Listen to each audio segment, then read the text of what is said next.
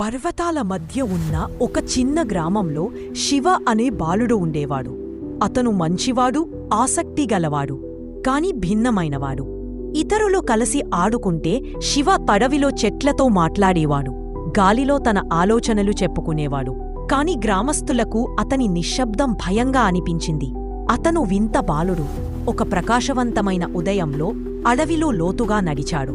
అక్కడ ఒక పాడైపోయిన చెట్టు దిమ్మెపై అతను చూశాడు. ఆకుపచ్చ మరియు నీలం రంగుల వెలుగుతో మెరిసేలా.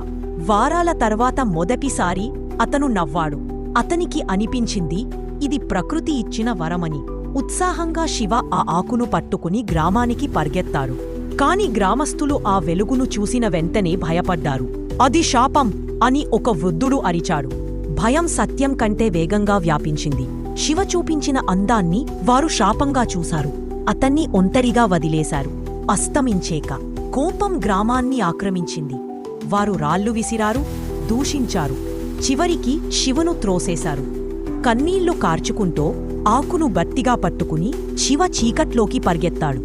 వెనకతి తిరిగి ఆ రాత్రి ఒక పెద్ద చెట్టు కింద ఒంటరిగా కూర్చున్నాడు శివ. దయచేసి నన్ను రక్షించు అని ఆకుతో చెప్పుకున్నాడు. ఆ ఆకు మృదువుగా వెలిగింది, అతని కోరికను విన్నట్లు. కాని బాధతో పుట్టిన కోరికలు ప్రమాదకరమైనవే.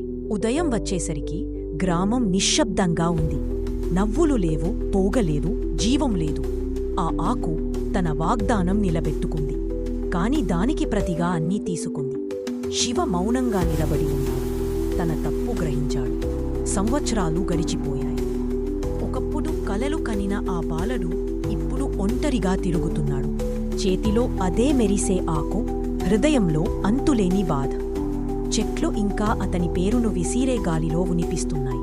కాని శివ నెమ్మదిగా మాత్రమే చెప్పుతున్నాడు, నన్ను క్షమించు.